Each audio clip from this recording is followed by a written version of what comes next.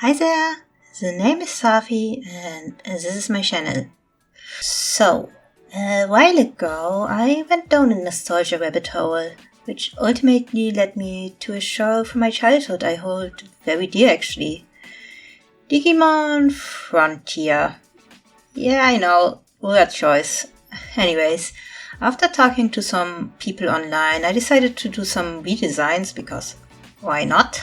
Well, turns out people really liked those, and they ended up committing to a whole rewrite for the show, so let's talk about it. Little disclaimer before we get started. I will operate under the assumption that you are at least somewhat familiar with Digimon Frontier and the premise of the show. I will not be explaining any plot points because the video is already long enough. So if you end up feeling very lost while watching that video, thank you for sticking around, but also you have been warned. Anyways, also it's a two-parter because 6 designs in one video would probably drive me insane. Takuya. He is one of the designs I changed the least about. You can say about Digimon whatever you want, but most of the main characters have very strong designs that really stand the test of time. For the record, I did make several design passes that strayed further away from the original design, but ultimately decided that I want to keep him recognizable in the end. Most of the design elements that are associated with him and his color palette stayed relatively the same. I did make some neat additions though. At one point, I decided him and Kouji should have some design inspirations from Flamemon and Swabimon. That ended up informing most of my decisions, which funnily enough ended up with Takuya's design staying close to the original and Kouji's being extremely different. Funny how that worked out. Let's talk about the changes I did make. I changed Takuya's head to a brimless head, mostly because you couldn't really see the brim of his cap anyways most of the time from the front view, and because I wanted to be able to have him pull down his goggles very easily and with no obstacles. I also added a reason for him to have them in the first place, but more about that later. As you can see, his head also has these 2 knobs on top of them. They are supposed to resemble the horn knobs that Flamemon has.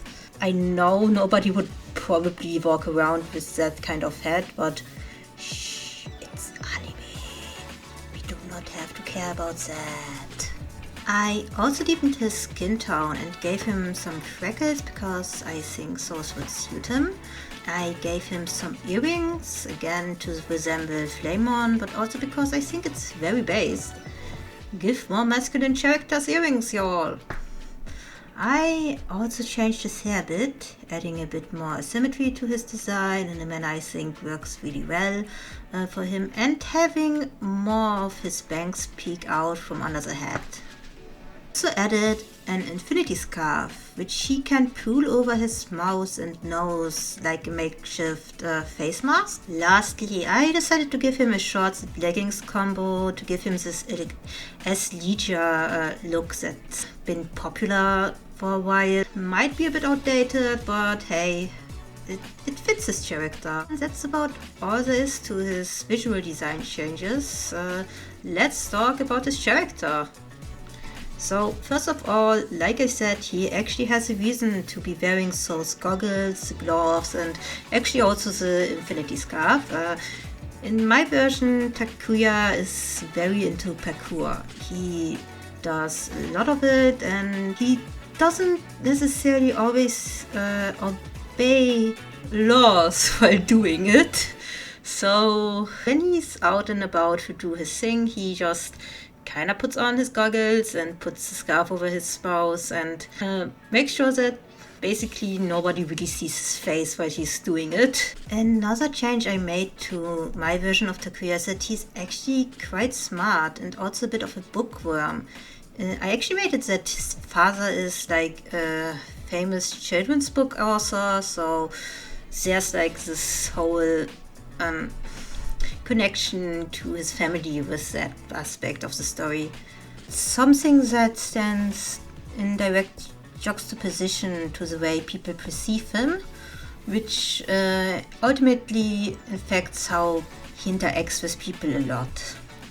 He's very free-spirited and doesn't like being put into boxes, so it's been a bit difficult for him to find common ground with his peers who have a very specific idea of how he should be acting, and then get worded out when they find out aspects of him that don't really fit the expectations they have of him. That leads to him having a very strong bond with his family, which is very pro-individualism and expressing yourself however you want to, but ultimately leads to him having a difficult time making friends and finding common ground with his peers, because they all have a specific view of how you're supposed to act, and he just doesn't really want to conform to that or cares about conforming to that, which ends with people often thinking that he's just kind of weird. So this is my finished Takuya design. What do you guys think? Let me know, please. Also, if you enjoy my ramblings so far, maybe consider leaving a like and subscribing for some more Digimon content in the future. Kouji, the lone wolf of the group. So, like I already mentioned in Takuya's part of the video, I changed a lot about Kouji.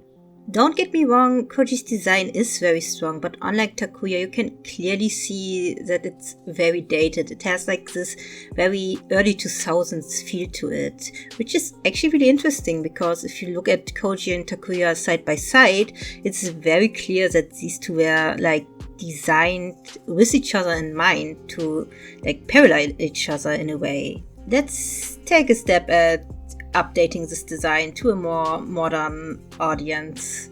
One of the first things I did was remove the bandana Kouji has. Kouji's long hair was like always one of the things I liked the most about his character design, so I wanted to emphasize it in my version of him. One of the inspirations I had while designing him was actually Vexalia from Legend of Vox Machina. It's Lady Vexalia. Lady? Lady Vexalia, Baroness of the Third House of Whitestone and Grand Mistress of the Grey Hunt.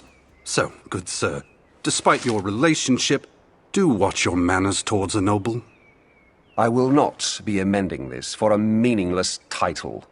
Really, De Rolo, such a transparent ploy is beneath your dignity. Don't you dare talk to him like that. We came here seeking aid, and you insult my friends? Yes, once again, no appreciation for my years of civility. Oh, you expect me to feel sorry for you? After everything you've done. Or rather, haven't done. We won't fail. Which is more than I can say about you as a father. Anyways, I decided to give Kouji a different hairstyle, something that is more feminine looking, that also kind of resembles his mom even more, because it's always been kind of implied that the reason he's keeping his hair long in the first place is because it basically makes him look more like his mother, who he believes is dead. Believes. Frontiers is a weird season. Other than that, I also gave him a small mole on his cheek, right below his eye, because I thought that would give his face visual interest. Also, I could mirror it with Kouji's face to more differentiate the both of them by having like parallel moles instead of identical ones, and just thought it would be a neat addition to the character. One of the things I changed the most is this color palette. I leaned into lavender tones because, again, I wanted to have this whole parallel with Dwarymon, so I gave him like a lavender colored hood, and I had some of the accents on his jacket be also lavender instead of yellow like they are in the original. I did keep his yellow shirt, but I made it like a sleeveless shirt. I also gave him a choker because I just thought it would look cool. And for his short, I did keep it yellow like it is in the original, but I did add a moon graphic to it that is like mirroring Takuya's, because again, I wanted them to keep that whole paralleling each other in the design aspect. I really wanted to incorporate Swabimon's ears somehow, which led to several design passes, which mostly ended up looking pretty clunky. Then I had the idea to give him a hooded crop jacket to match Takuya's own crop jacket, since again they were basically designed to parallel each other anyway, so I wanted to like carry that over into my new design while also having the Strawbymon and Flamemon inspirations in there. I changed his pants to something more interesting looking and added a decorated belt hanging around his waist. I was really going for like this alternative, somewhat punk but not completely committed look, because I thought that really suits his character, and yeah. Also, I am very aware that most people would not be walking around with like one leg just being absolutely ripped to shreds. I mean, maybe Gen Z fashion is weird, whatever. But anyways, like with Takuya, shh, it's anime. We do not have to care about this. I did ultimately decide to bring back the stripe pattern that he had going on around his bandana and his shoes in his socks. I also, speaking of his shoes, I changed those fucked up looking shoes to some proper boots, so yeah, you're welcome. I gave them proper shoes. I'm sure nobody but me cared about that. Now, let's talk about Kouji's character. Oh boy, this one will be a doozy. I think it's around this time I should mention, if you are one of those people who do not enjoy like LGBT themes in media and get mad about random strangers including them in their fan projects, please see yourself out. Thank you. Anyways, for everybody who sticked around, I think most people who watched Frontier can agree Kouji's dead. Terrible. Awful man. Why would you do this? Why would the writers not have him be confronted about this at all? Just bad decisions all around.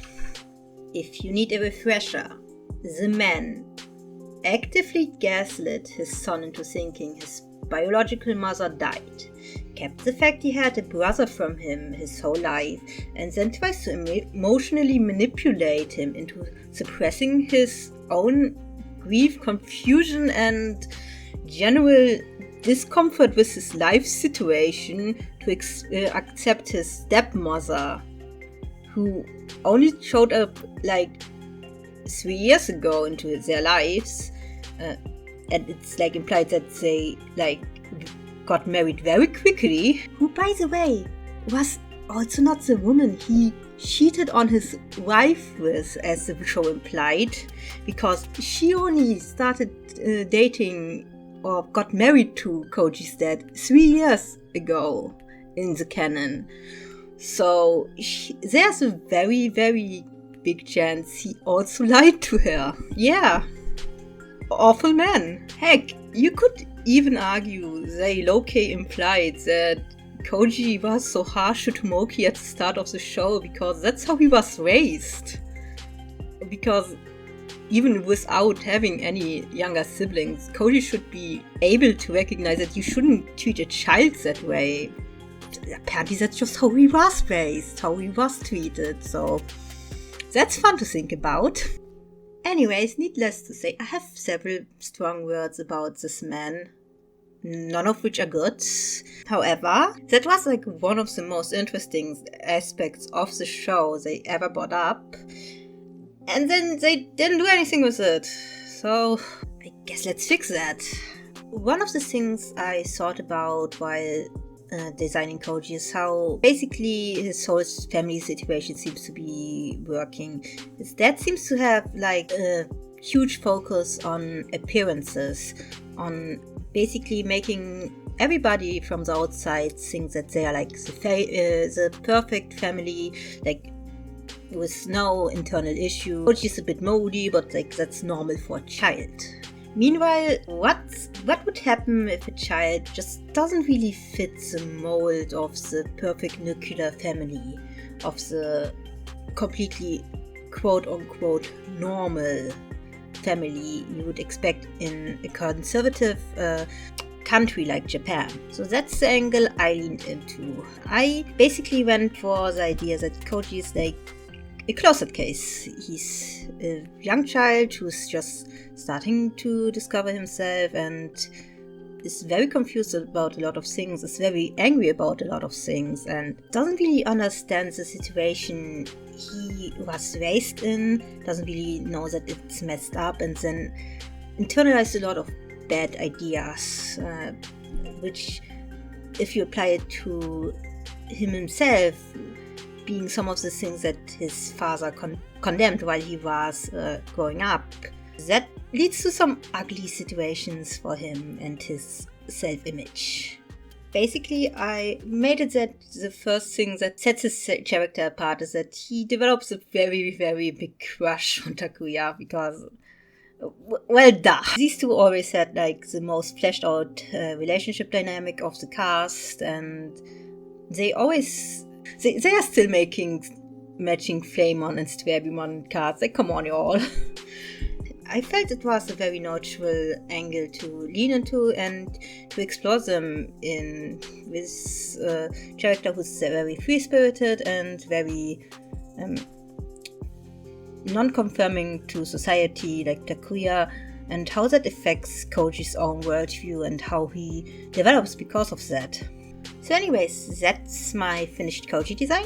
I really like him. He's one of my favorite character designs I've come up with for this bunch, so tell me what you guys think. Izumi. Another character design I changed quite a lot. So, one of the first things I decided on while redesigning this character was we are not doing all of that.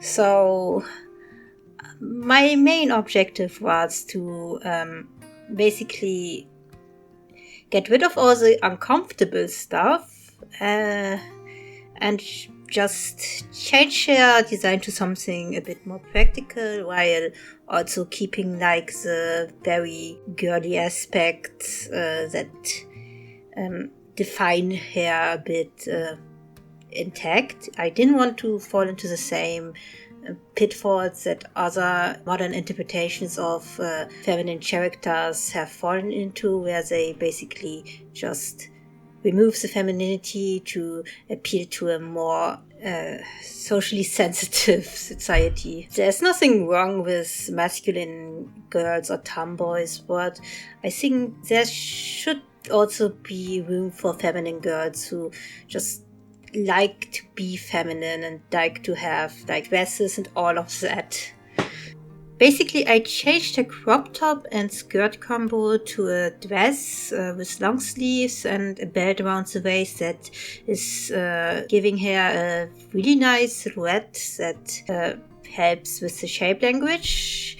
I put a crop jacket over it. I guess that's kind of became seamless, these designs so far. I promise this is not going to continue with the other three. Anyways, I also changed her hat like I did with Takuya.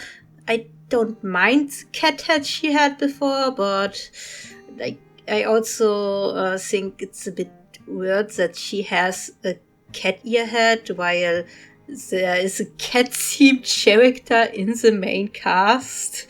So yeah, I changed those and made them into wings to tie into her entire wind theme. I changed her hair also because I think it would be really cool to have like wavy hair while showing her with all the wind powers and everything. I did mostly keep the colors the same, but I did lean a lot more into the purples than the original design did. Also, can we talk about how messed up the rendering of the eyes is in Frontiers? Because I swear when I looked up reference for her, because there's like this one tiny bit of color in those eyes, I just thought she had blue eyes. And then I look back on it and I see other references, and then I realize, no, she had green eyes this entire time. Even so, I looked at several references where it looked like she had blue eyes, and it just... Anyways, I also gave her freckles. Again, kinda is becoming a bit of a theme, but I like freckles, so I'm not committed to changing that. So that's basically everything noteworthy about her visually. Little side note, Izumi's like one of the only characters where I bothered to actually redesign the spirits, because, again, we are not doing all of that. Very weird and uncomfortable that they did that in the first place. So anyways, here are my Ferrymon and Shutomon redesigns. Let me know what you think. I thought it would be really, really cool if Ferrymon was like this really tiny Digimon that actually was fairy-sized. Character-wise, Izumi's character in the show was kinda all over the place. They kinda did have an arc with her about trying to find like better way to connect to people after going through the culture shock from living in Europe and then in Japan. But yeah, they never really committed to that. That's a weak aspect about Frontiers in general. The characters that weren't called Takuya and Kouji kinda were pushed to the side development-wise. So I guess we're going to tackle that one now. I decided to lean into the entire culture shock aspect and the theme of loneliness that's been kinda through lines through the entire cast with Frontier. I actually decided that Izumi doesn't really have parents anymore. The reason she is in Japan in the first place is kinda a bit tragic in my version of the story. So she ends up living with these people that she doesn't really know that well, and she has been having a lot of difficulties adapting and doesn't really feel this very supported at home. And at school she also doesn't really manage to make any friends because people just kind of have some preconceived notions about her. So she doesn't necessarily have that much of a hurry when it comes to getting back home. She actually enjoys the Digi world quite a bit, so she's like the most likely to get sidetracked of the main cast. She ends up caring a lot about the other characters and forming this found family with them, especially with Takuya, who becomes like a brother to her in my version of the story. And they have like this entire very wholesome relationship.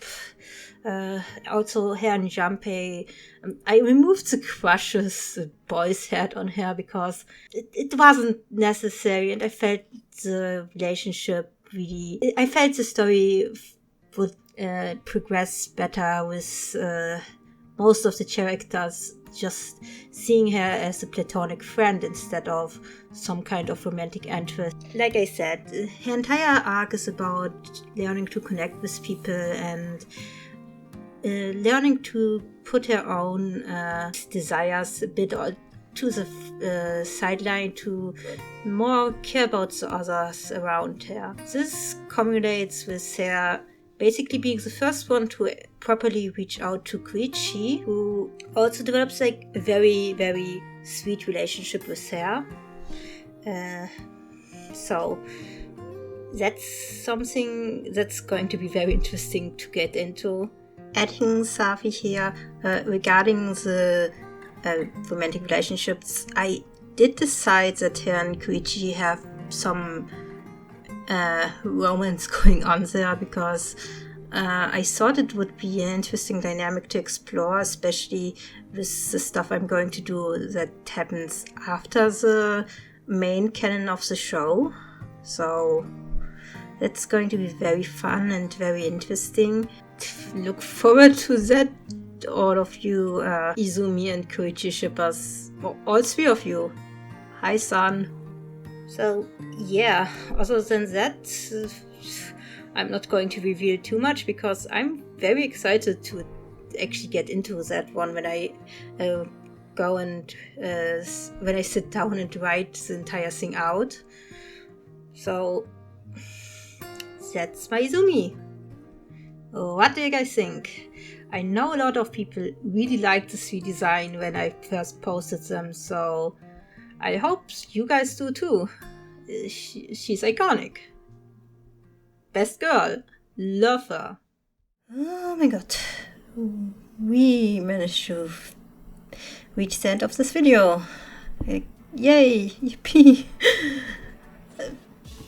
This sure was a new experience for me. This is the first time I'm doing a voiceover for one of my videos, so yeah, I am aware that I'm very far from perfect yet. I'm still getting used to all of this.